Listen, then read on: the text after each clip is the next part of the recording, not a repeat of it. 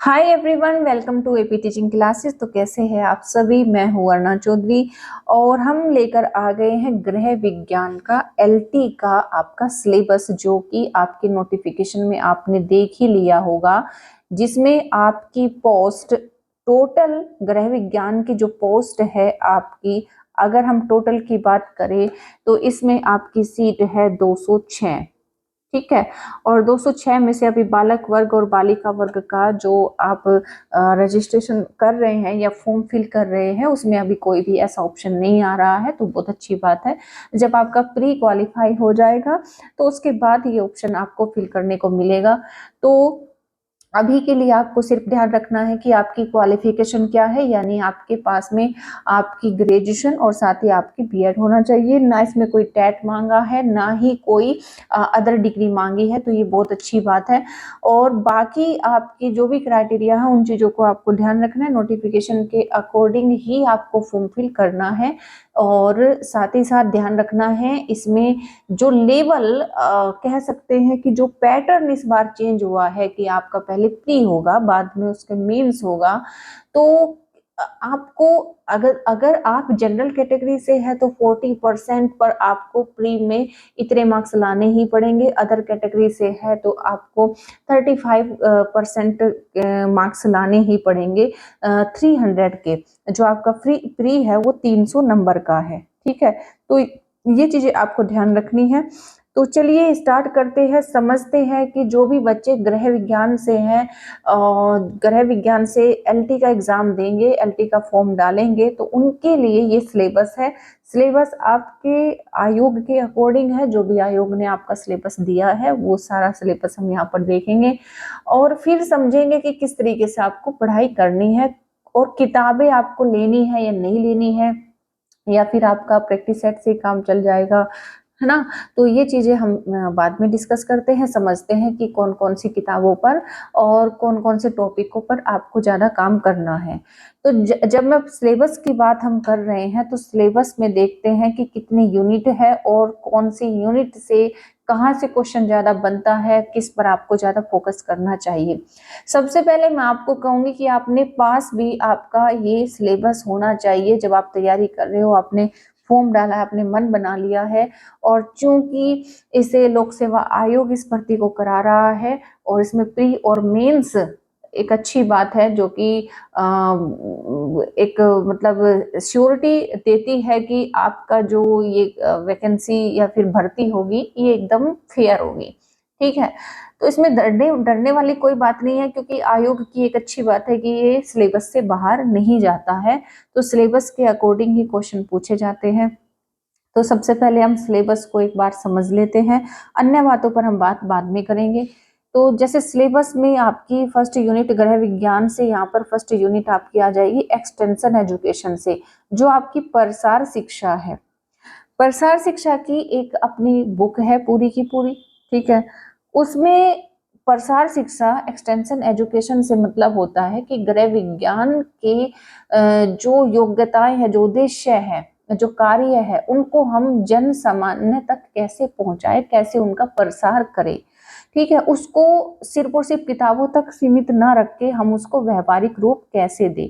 जो गृह विज्ञान है उसको व्यवहारिक रूप कैसे दे, कैसे लोग उसको अपने व्यवहार में अपनाए, उसको कृषि में कैसे यूज कर सकते हैं, उसको घर में कैसे यूज कर सकते हैं, और औपचारिक और अनौपचारिक तरीके से उसको कैसे यूज कर सकते हैं। ठीक है, और साथ ही साथ एक्सटेंशन एजुकेशन यानी कि प्रसार शिक्षा, यानी कि गृह विज्ञान के प्रसार के उद्देश्य क्या है, अर्थ क्या है, उसका सिद्धांत क्या है, उसका मनोवैज्ञानिक दृष्टिकोण क्या है ना। क्यों हम बच्चों को गृह विज्ञान की शिक्षा देते हैं या फिर जो जन सामान्य तक इसकी शिक्षा को पहुंचाने का कार्य करते हैं, और ये कितना लाभदायी होती है, किन किन क्षेत्रों में हम इसका को यूज कर सकते हैं। ठीक, तो इसका प्रचार शिक्षा से संबंध और प्रसार शिक्षा में इसकी उपयोगिता हम इसमें पढ़ेंगे। हम साथ ही साथ ये भी देखेंगे कि सामुदायिक विकास के अंतर्गत हम क्या पढ़ेंगे।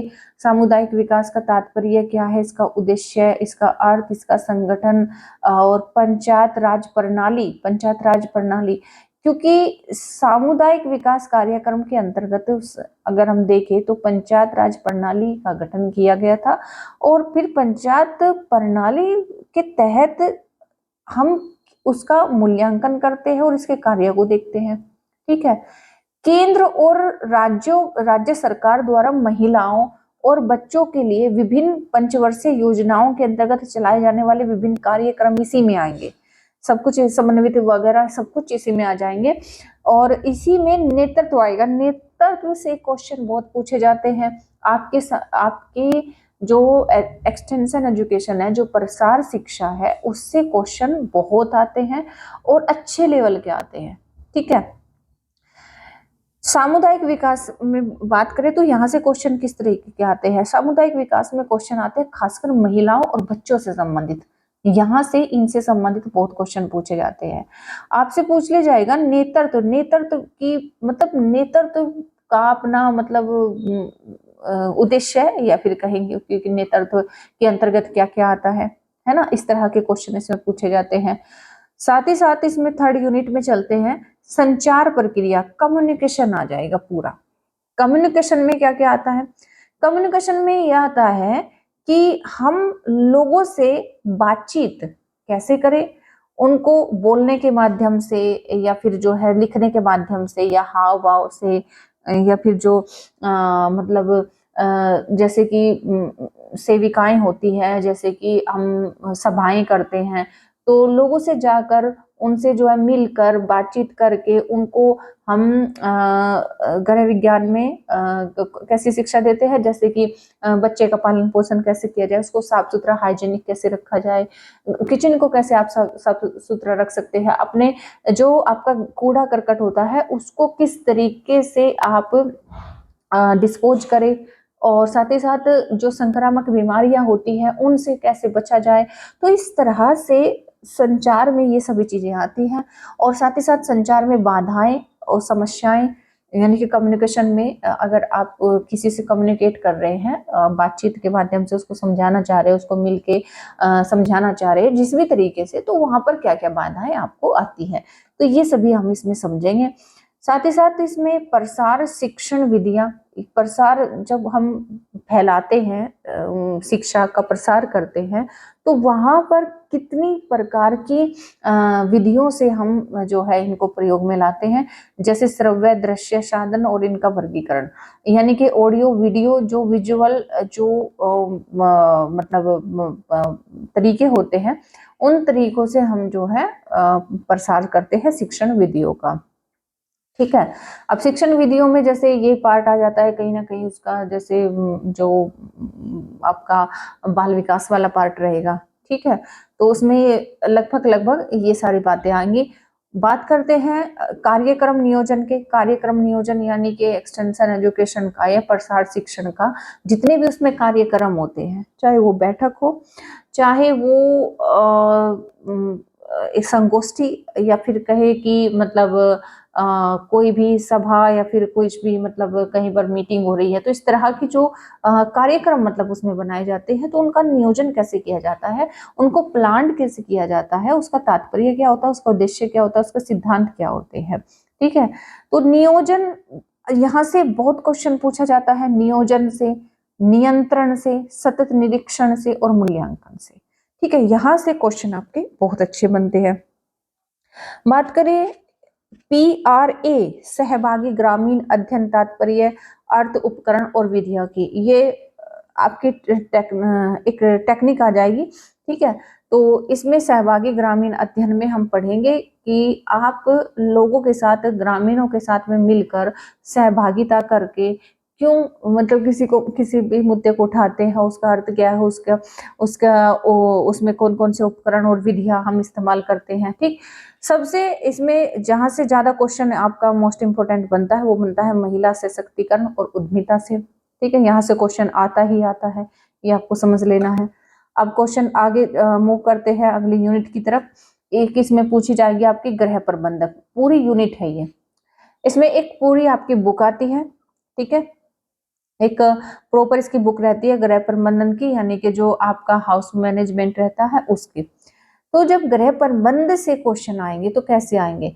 ग्रह प्रबंध से परिवार के क्वेश्चन आएंगे, उसकी परिभाषा के आएंगे, साथ ही साथ गृहिणी किस तरीके से घर को मैनेज करके चलती है, उसमें बजट भी आ जाएगा, उसमें उसकी जिम्मेदारियां आ जाएंगी, उसके आदर्श, उसके गुण सब कुछ आएंगे, उसके दोष भी आएंगे। ठीक है, उसमें समय और ऊर्जा का कैसे वो प्रबंध करती है, जैसे किचन के काम को करने के लिए उसमें कितनी ऊर्जा और समय उसको चाहिए होता है, कैसे उसको बचाया जाए, है ना। सरलीकरण, यहाँ से क्वेश्चन आपका जरूर आता है, सरलीकरण में पूछ लेता है कौन कौन से स्टेप आएंगे। ठीक है, तो इस तरीके से आपका जो है ये इसमें क्वेश्चन पूछा जाता है ग्रह प्रबंध में। उसमें मुद्रा प्रबंध पूछ लेगा, जैसे आय हो रही है, इनकम हो रही है, तो उसका प्रबंध आप कैसे करेंगी। ठीक है, पारिवारिक आय और पारिवारिक व्यय, यहाँ से क्वेश्चन 100% आता है। साथ ही साथ अप्रत्यक्ष आय और प्रत्यक्ष आय से क्वेश्चन जरूर आता है। ठीक है, ये डिफरेंस इस तरीके के बहुत क्वेश्चन पूछे जाते हैं इनसे। यूनिट 4 इसी में जो है बजट आ जाता है, जो भी मैंने आपको बताया, क्योंकि ग्रह प्रबंध की बात हो रही है तो प्रबंधन में, मैनेजमेंट में बजट तो आएगा ही आएगा। बजट से 100% क्वेश्चन आता है, वो राष्ट्रीय बैंक, डाक खाना या फिर पीपीएफ, पीएलआई, इस तरह के मतलब क्वेश्चन आपसे पूछ लेता है। इसमें मतलब पूछेगा कि कौन सी जो मितव्यय योजना है, इस तरीके से जो है क्वेश्चन घुमा के पूछता है। तो ये सारी योजनाएं आपको पढ़नी पड़ेगी, इसमें एलआईसी भी पढ़नी पड़ेगी, इसमें आपको पीपीएफ भी पढ़ना पड़ेगा, पीएलआई क्या होता है ये समझना पड़ेगा, म्यूचुअल फंड समझना पड़ेगा। ठीक है, यहाँ से 100% क्वेश्चन पूछे जाते हैं। अगर भाई आपको एक सीट 206 आपकी वैकेंसी है, उसमें से आपको एक सीट अपनी पक्की करनी है, तो देखो मेहनत करनी पड़ेगी। और सिलेबस को देखकर कभी भी डरना नहीं होता है, बस ये सोचना होता है कि मैं स्टार्टिंग कहाँ से करूं। ठीक है, अब समझते हैं यूनिट जो कि इसी में गृह प्रबंधन में आती है। इसी में आ जाएगी आपके घर की आंतरिक सज्जा, घर के किस तरीके से आपको सजाना, कितने तरीके आप उसमें कितने यूज करोगे, सिद्धांतों से क्वेश्चन यहाँ पर आ जाता है। सिद्धांत से क्वेश्चन बिल्कुल आता है, 100% आता है। ठीक, ये ध्यान रखना है। फिर एक नेक्स्ट यूनिट है आपकी, जो इसकी प्रॉपर अलग ही बुक है, आहार एवं पोषण। तो जो न्यूट्रिशन वाला पार्ट है, वो न्यूट्रिशन वाला पार्ट आपका बच्चे के पर्पज से भी पूछेगा, बाल्य अवस्था में भी पूछेगा, और जिसमें प्रेग्नेंट लेडी 100% यहाँ से क्वेश्चन आएगा। और कितनी बीमारियों में, कौन कौन सी बीमारियों में, चाहे वो कब्ज, रक्तचाप हो, मधुमेह हो, कौन कौन से भोजन आहार का आप किस तरीके से बीमारी के अकॉर्डिंग आहार बनाएंगी, और साथ ही साथ कौन से आहार में कार्बोज, प्रोटीन, वसा, इन सब का वर्गीकरण आपसे पूछा जाता है। विटामिन्स अलग से मतलब पूछे जाते हैं, और इसमें सभी तरह की मतलब बीमारियां आ जाएंगी, सभी तरह के खाने आ जाएंगे। ठीक है, इसमें पोषण, कुपोषण, उपोषण, ये सब कुछ आ जाएगा। यहाँ से 100% मतलब क्वेश्चन इस तरीके से पूछा जाता है। ठीक है, ये भी सब, इसमें सारे तंत्र आ जाएंगे, है ना। इसमें पाचन तंत्र आ जाएगा, इसमें ऊर्जा उत्सर्जन तंत्र आ जाएगा, परिसंचरण तंत्र आ जाएगा, सभी इसमें जो है तंत्र आ जाएंगे। ठीक, इसमें मानव विकास और पारिवारिक अध्ययन, ये नेक्स्ट यूनिट है, मानव विकास और पारिवारिक अध्ययन।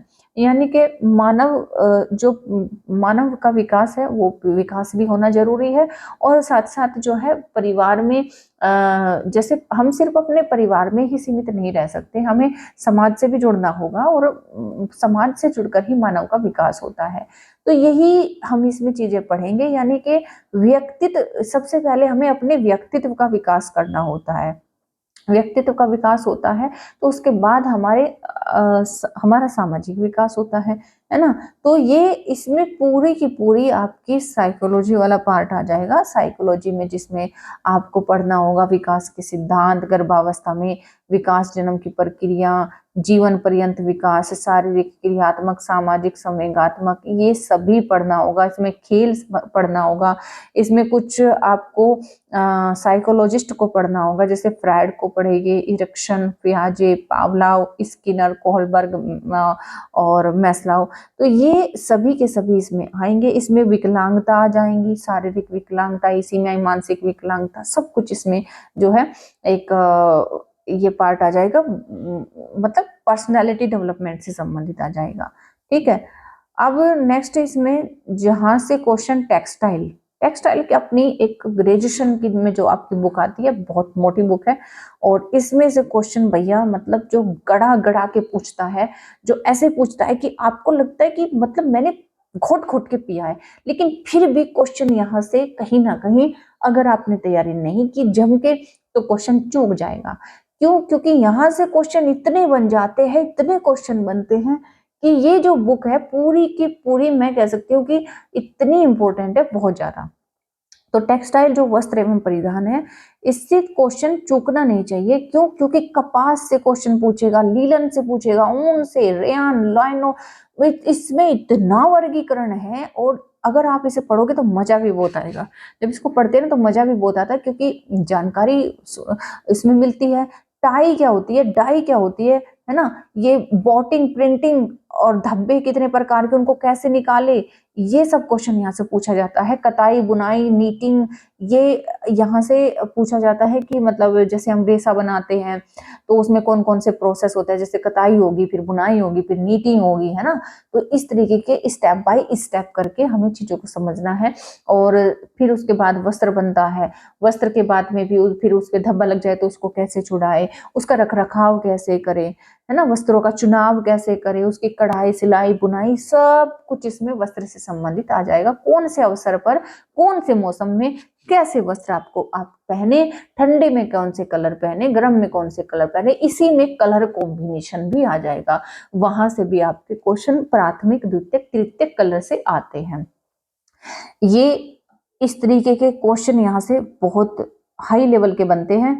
और यूनिट है 6, मानव शरीर क्रिया विज्ञान, जिसका तो मैंने स्टार्ट भी कर दिया है।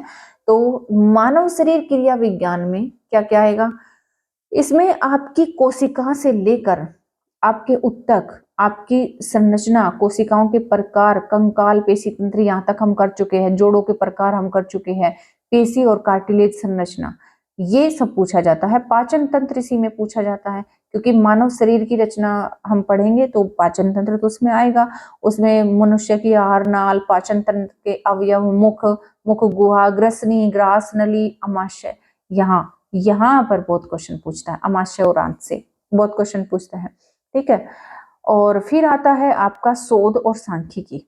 शोध और सांख्यिकी में बात करें तो क्वेश्चन कैसे आएंगे, आंकड़ों से संबंधित आएंगे।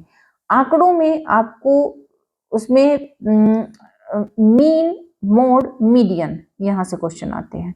मीन, मोड, मीडियन, है ना, ये आपको पता होना चाहिए। ये आप वीडियो भी डालकर देख सकते हैं नेट पर, इनको एक आपकी यूनिट क्लियर हो जाएगी।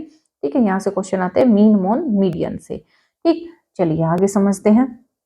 स्वास्थ्य और स्वच्छता, भाई आप होम साइंस पढ़ रहे हो और आप मतलब स्वास्थ्य का और स्वच्छता का ध्यान नहीं रखेंगे, ये नहीं समझेंगे तो ये तो हो नहीं सकता, है ना। आपको स्वच्छता कैसे रखनी है, देखभाल कैसे कर रखनी है, तो वो भी सिखाया जाता है, जिसमें आपकी प्राथमिक उपचार आ जाएगा, देखभाल आ जाएंगे, सामान्य दुर्घटनाएं आ जाएंगी, घर पर होने वाली देखभाल आ जाएंगी।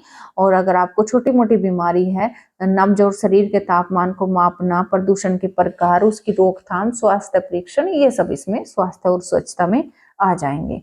ठीक है। इसमें वातावरणीय सुरक्षा भी इसी में आएगी। वातावरणीय सुरक्षा में आपका जैसे आप जो खाना पकाते हैं, विभिन्न प्रकार के खाना पकाने के तरीके इसमें आएंगे। ठीक है, धुआं रहित चूल्हे, सोलर कुकर का प्रयोग, और जल सुरक्षा और बचत, जल को कैसे आपको बचाना है, खाद्य सुरक्षा, अनाज खाद्य का भंडारण और उनको सुरक्षित करने की विधियां इसमें आ जाएंगी। और जीविका उपार्जन सुरक्षा, यानी कि सरकारी और प्राइवेट विभागों में नौकरी के अवसर इसमें आपको पढ़ने को मिलेंगे। ठीक है, तो ये सभी जो है विधियां इसमें आपको पढ़ने को मिलेगी। अब प्राथमिक उपचार और स्वास्थ्य, हालांकि ये उसी में आ जाना चाहिए था स्वास्थ्य वाले में, लेकिन उन्हें जो है अलग से मतलब दिया है, उसका कोई इशू नहीं है। इसमें पूरा का पूरा प्राथमिक उपचार में फ्रैक्चर से लेकर और हड्डी का खिसकना, मोच और ये सब, खून का बहना, प्रेशर, ये सब इसमें जो है हम पढ़ेंगे।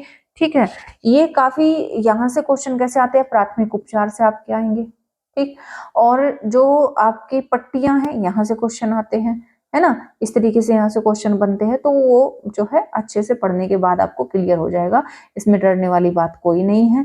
तो हमने समझा आज सिलेबस को, तो उम्मीद करती हूँ ये सिलेबस आपके पास में हार्ड कॉपी में होना चाहिए। आपके अगर आपके पास में कोई बुक है तो जिसमें ये सिलेबस है तो बहुत अच्छी बात है, नहीं है तो आप इसका प्रिंट निकलवाइए और अपने टेबल पे रखिए, ताकि आपको पता हो कि आप इस सिलेबस के अकॉर्डिंग आपके पास कौन कौन सी बुक होनी चाहिए, और उन बुकों में जितना आप टॉपिक करते चले जाए उन पर टिक भी लगाना है, क्योंकि आपको सब कुछ नहीं पढ़ना है, कुछ चीजें आपको छोड़नी भी है। ऐसा नहीं होता कि उस बुक में जितना जो कुछ है सब कुछ आपको मतलब पढ़ना है, सिलेबस के अकॉर्डिंग पढ़ना है, क्योंकि सिलेबस के बाहर कुछ नहीं जाएगा। तो सिलेबस के लिए मैं आपको बता दूं, अगर आपको बुक मतलब क्योंकि आपका प्री और मेंस 2 लेवल पर ये होगा, तो ऐसा तो है नहीं कि आप ऑब्जेक्टिव पढ़ ले और उससे काम चल जाए, उससे काम नहीं चलेगा। उसके लिए आपको क्या करना पड़ेगा, उसके लिए आपको जो 6 क्लास से लेकर और ग्रेजुएशन तक की आपको सबसे पहले सारी बुक अपनी होम साइंस की ले लेनी है, और 6 से लेकर ग्रेजुएशन तक की बुक जब आपके पास में आ जाए और आपके पास में सिलेबस आ जाए, ठीक है, तो ये 2 चीजें आप मैच करो कि कौन सी यूनिट में कौन सी बुक में कौन सी यूनिट के क्वेश्चन कौन सी यूनिट के टॉपिक इसमें है, उनको टिक लगाना है। और टिक लगाने के बाद में आप उसमें अपना जो अभी हालांकि एग्जाम का टाइम कुछ भी नहीं डिसाइड हुआ है, लेकिन आपको डिसाइड करना है कि उसके बाद आपको डिसाइड करना है अपना टाइम टेबल, और टाइम टेबल के बाद डिसाइड करना है कि मुझे कौन सी यूनिट से स्टार्ट करना है। तो उसके लिए सबसे इजी मैं आपको बताऊं कि जो रहेगा और जिससे आपको कॉन्फिडेंस भी आएगा और जिससे आपको लगेगा भी कि हाँ वाकई हम सही डायरेक्शन में जा रहे हैं, तो आपकी 6 क्लास से आपको स्टार्ट करना है। उसी के साथ साथ आपको अपने नोट्स अपने हाथों से अपने मैनुअल नोट्स बनाने हैं, आपको कहीं से भी अदर नोट्स नहीं लेने हैं, अपने नोट्स बनाने हैं। और जब मेंस की बारी आएगी तो मेंस में आपको सब कुछ नहीं पढ़ना है, मेंस में आपको सिर्फ और सिर्फ आपकी 12th और आपकी ग्रेजुएशन की बुक जो है पढ़नी है, वो भी मेन टॉपिक, ठीक है। तो हेडेक लेने की कोई जरूरत नहीं है, बहुत ही आसान तरीके से ये चीजें हो जाएंगी। और क्योंकि आपकी 1/3 इसमें नेगेटिव मार्किंग है, तो 1/3 नेगेटिव मार्किंग होने की वजह से आपका सिलेक्शन, अगर आपने अच्छी से तैयारी की तो आपका सिलेक्शन सुनिश्चित रूप से हो जाएगा।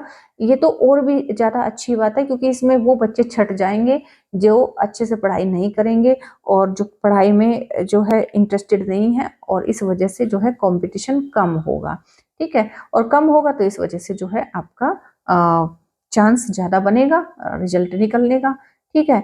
तो उम्मीद करती हूँ कि आपने इतना तो समझ लिया होगा कि हमें कैसे कैसे काम करना है और कहाँ से स्टार्ट करना है।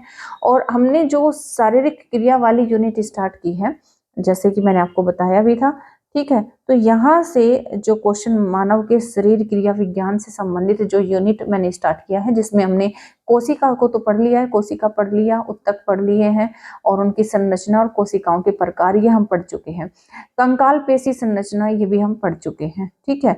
और जोड़ों के प्रकार हम जो है नेक्स्ट इसमें पढ़ेंगे, ठीक। तो ये इस तरीके से जो है यूनिट वाइज अपना सिलेबस आपको कंप्लीट करना है, तभी आपको कॉन्फिडेंस आएगा और तभी जो है आपका सिलेक्शन सुनिश्चित हो पाएगा।